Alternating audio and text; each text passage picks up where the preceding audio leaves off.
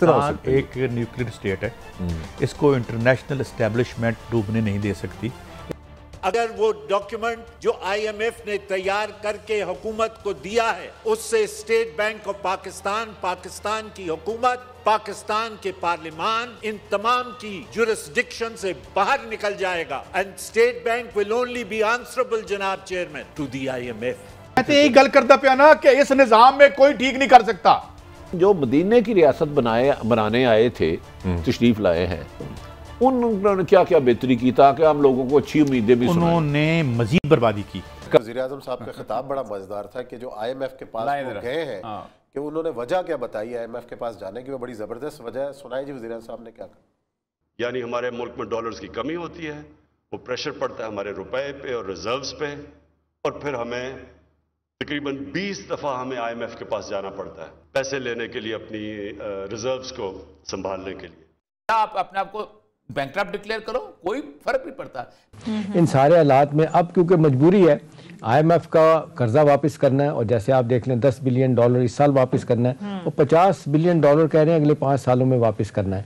खुदा ना खास्ता लोगों ने बातें करना शुरू कर दी हैं कि जी एक टेक्निकल डिफॉल्ट, दिवालिया, फलाना डिमाका। हेलो फ्रेंड्स, अपना हिंदुस्तान न्यूज़ में आपका स्वागत है। पाकिस्तानी मीडिया इस वीडियो के अंदर बहुत गुस्सा है इमरान खान की सरकार से। वो ये कह रहे हैं कि किस तरीके से IMF से पैसा ले लेके हमने अपने ऊपर $125 बिलियन कर्जा चढ़ा लिया है और इसको उतारने का कोई रास्ता नज़र नहीं आ रहा, और हम इस तरीके से कब तक आगे चल सकेंगे। इससे अच्छा अपने मुल्क को दिवालिया घोषित कर दिया जाए और नए सिरे से नई शुरुआत की जाए, जिसकी वजह से हम पनप सकें।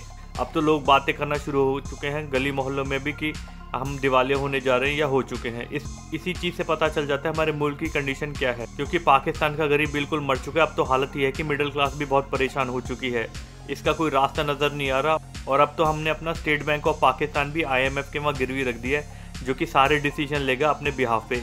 इसीलिए इमरान खान से गुजारिश है इस मुल्क को दिवालिया घोषित कर दिया जाए। आइए फ्रेंड्स, इस वीडियो को देखते हैं। जिस दिन परवेज मुशर्रफ गया था, लोगों ने पैसे बांटे थे, मिठाइयाँ बांटी थी। नवाज शरीफ गया था, लोगों ने कहा खुदा का शुक्र है। जिस दिन जरदारी साहब गए थे, लोग पिट रहे सन। आपकी यादाश्त बड़ी खराब है। और मैं आपको बताऊं, ये तुर्की में सेकंड वर्ल्ड वॉर के बाद क्या हुआ था, $1 मिलियन की सिगरेट की डब्बी आती थी। कहते यही गल करता पिया ना कि इस निजाम में कोई ठीक नहीं कर सकता। नोबॉडी जो आएगा और दलील होगा और दलील करेगा। अगर वो डॉक्यूमेंट जो IMF ने तैयार करके हुकूमत को दिया है उससे state bank of Pakistan, Pakistan की हुकूमत, पाकिस्तान के पार्लियामान इन तमाम की जुरिस्डिक्शन से बाहर निकल जाएगा and state bank will only B answerable जनाब चेयरमैन टू द IMF। वो तो कह रहे हैं आपका स्टेट बैंक पाकिस्तान से निकल के IMF के चला गया है। वो बिल्कुल ठीक कह रहे हैं। मैं यही तो कह रहा हूं कि आप अपनी मेशत को बाजियाब करवाएं। ये आपके सेनेट के मुझे बताएं इन्होंने हमने बड़ा कल भी रोना रोया था गैस का। 1200 अरब का तो आपका डेट सर्कुलर हो गया। अब गैस भी दूसरा अजाब बनने लगा, जीन दूसरा। 6 रुपए अब यूनिट आप कराची पे मजीद बम चलाने लगे हैं। कराची में महंगी बिजली का मतलब है कि आपकी पैदावारी लागत जो है ना वो आसमान पे चलेगी। आप दुनिया को आज खान साहब क्या फरमा रहे थे कि एक्सपोर्ट करें, डॉलर लाएं। और भाई इस महंगी बिजली से, इस गैस से कहाँ आप पैदावारी चीज़ें बनाएंगे सस्ती और दुनिया से डॉलर लाएंगे? ये मुझे आप जो बता दें। जो मदीने की रियासत बनाने आए थे, तशरीफ लाए हैं, उन्होंने क्या क्या बेहतरी की ताकि हम लोगों को अच्छी उम्मीदें भी उन्होंने मजीद बर्बादी की। कैसा टाइम कम है, वो उन्होंने मजीद बर्बादी की। मगर एक न्यूक्लियर स्टेट है, इसको इंटरनेशनल एस्टेब्लिशमेंट डूबने नहीं दे सकती। इसके पास 100 के करीब ऑड यहाँ पे न्यूक्लियर बम पड़े हुए हैं। हमारा जो एटॉमिक ये उससे बढ़ के है, और मैशत को ये सारे जो है ड्रामे हम दूसरे मुल्कों से लेते हैं, उनके ड्रामे देखते हैं, तो हम ये काम कर सकते हैं। इतनी ताकत है हमें। ये ड्रामे तो पहले बनाने से। मेरी बात सुने, अब जिसने हुक्मरानी यहाँ करनी है ना, अगला आएगा ना, 2.5-3 साल लगे थे ना, वो 3 महीनों में फारो होकर जाएगा यहाँ। अगर ये स्लाइड में शिद की रही तो आप घबराएं नहीं, फतह अमेरिका की होगी। आपने दिल नहीं छोड़ना। आप घबराएं ना। मुझे समझ लगी आपकी। एक तरफ तो प्राइम मिनिस्टर सबका हुक्म है ये ड्रामे देखें, हमें तो देखना पड़ेगा, जिंदा रहना है। लेकिन सऊदी अरब इससे नाराज हो गया था। फिर क्या ये रीजन बनी है ड्रामे की कि आप तुर्की से ज्यादा इंप्रेस हैं हमसे? ये पक्की बात है। 4 टके मांगने के लिए जब हम इन लोगों के पास जाएंगे जिनकी अपनी जिंदगियां जो है वो अमेरिकन गार्ड्स की मरून मिन्नत है। लेकिन अपनी हालत देखें ना, आपने क्या कर ली। 30-35 साल में इस मुल्क को भिखारी बना दिया। एक शादियां करते हैं तो अरब आप उनको भूल जाते हैं। जिन मुल्कों ने जिन लोगों ने इस मुल्क को बेगिंग बाउल और कासा पकड़ा दी। वज़ीर-ए-आज़म साहब का खिताब बड़ा मजेदार था कि जो IMF के पास वो गए हैं कि उन्होंने वजह क्या बताई है IMF के पास जाने की, वो बड़ी जबरदस्त वजह है, सुनाई जी वज़ीर साहब ने क्या कहा। अब मसला ही आता ये कि हम थोड़ी देर के बाद जैसे हम थोड़ी इकोनॉमी ग्रो करती है, हमारे पास डॉलर्स की कमी हो जाती है, क्योंकि ग्रो करने के लिए इंपोर्ट्स बढ़ती हैं, मशीनरी इंपोर्ट्स, और उसकी वजह से हमारा बॉटलनेक आ जाता है करंट अकाउंट का, यानी हमारे मुल्क में डॉलर्स की कमी होती है, वो प्रेशर पड़ता है हमारे रुपए पे और रिजर्व्स पे, और फिर हमें तकरीबन 20 दफ़ा हमें IMF के पास जाना पड़ता है पैसे लेने के लिए, अपनी रिजर्व्स को संभालने के लिए। मेरा ख्याल है वो बात समझ नहीं सके जो उनको कही गई है। बात उन्होंने बिल्कुल चल रही हो तो हमें IMF के पास जाने की जरूरत क्यों नहीं? वो खैर मैशत जितनी चलती है उसमें लोन तो उतने ज़्यादा बढ़ते हैं, डॉलर की कमी हो जाती है, डॉलर रिजर्व कम हो जाते हैं, आपको चीज़ें मशीनरी इंपोर्ट करनी पड़ती है, समझे नहीं, समझाने की कोई। खान साहब को चाहिए कि लिख लिया, पर्ची पढ़ लिया कर। नहीं ऐसी बातें ना किया करें। बात उन्होंने किसी ने उनको समझाने की कोशिश की है, लेकिन पाकिस्तान का मसला इमरान खान साहब ये नहीं है। पाकिस्तान में IMF के पास आप इकोनॉमी ग्रो करने के लिए नहीं जाते। पाकिस्तान के ऊपर आप 110-12 बिलियन डॉलर का डेट है, आप उसमें से जाते हैं। उसका रास्ता IMF नहीं है। 10,000 तक समझा चुके हैं कि IMF नहीं है। पाकिस्तान का रास्ता एक ही है, टू रिफ्यूज टू पे द डेट्स, या आप अपने आप को बैंकक्रप्ट डिक्लेयर करो, कोई फर्क नहीं पड़ता।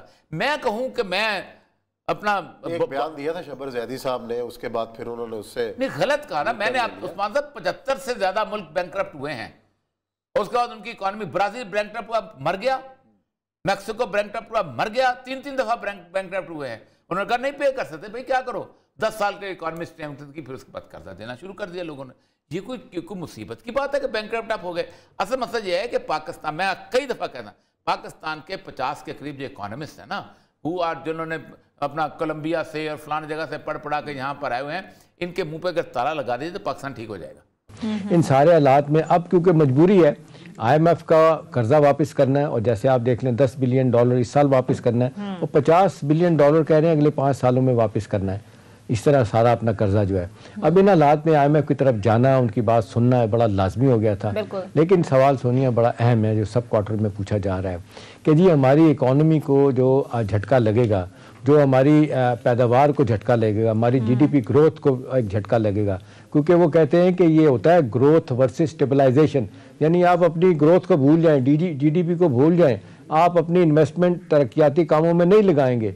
स्टेबलाइजेशन का मतलब है बेल्ट टाइटनिंग, आप अपने खर्चे कम करेंगे, आप अपने प्रोजेक्ट कम करेंगे। 300-350 बिलियन डॉलर का अरब रुपए का पहले ही आपने देखा डेवलपमेंट बजट कट लग चुका है। फिर वो कहते हैं सैलरीज पे कट लगाएं, नॉन जो है डेवलपमेंट प्रोजेक्ट उन पे कट लगाएं, उनको रोकें आप। तो ये कि आम आदमी की कमर तो तेज़ी के साथ टूट रही है, मिडिल क्लास रुल गई है, लोअर मिडिल क्लास पहले वाइप आउट हो चुकी है, और आधी आबादी 22 करोड़ में से आधी आबादी बिलो दी पॉवर्टी लाइन रह रही है, $2 से $3 पर डे पे सस्टेन कर रही है। इन हालात में ये वार्निंग साइन नहीं है सोनिया, ये बहुत बड़ा झटका है। और खुदा ना खास्ता लोगों ने बातें करना शुरू कर दी हैं कि जी एक टेक्निकल डिफॉल्ट, दिवालिया, फलाना डिमाका। 12 से ये जो मिनी बजट ला रहे हैं, 350 अरब के नए टैक्सेस लगेंगे, तो फिर सर सूरत हाल क्या होगी? ये हुकूमत के लिए तो बहुत मुश्किल हो जाएगा सरवाइव करना। सारे लोग कह रहे हैं जी महंगाई भी होगी, उसके बाद पैदावारी हदफ भी आपके पूरे नहीं होंगे, इंडस्ट्री को गैस भी नहीं मिलेगी, बिजली का बुरान, गैस का बुरान, ये सारी चीज़ें। ऊपर से एक्सचेंज रेट आप देख लें, हमारा 180 रुपये डॉलर पे चला गया। इंटरेस्ट रेट हमारे आप देख लें क्लोज टू 10%, फिर दोबारा चले गए, 13.25% से नीचे आए थे। ना तो सरमायाकारी हो रही है, लोग पीछे हाथ करके बैठ गए हैं, कोई सामने नहीं आ रहा, नेशनल इन्वेस्टर नहीं आ रहा, इंटरनेशनल तो बहुत दूर की बात है। पोर्टफोलियो इन्वेस्टमेंट हमारी चली गई है, हॉट मनी 3-3.5 बिलियन डॉलर हमारी स्टॉक मार्केट में आया था, उड़ के वापस चला गया। वो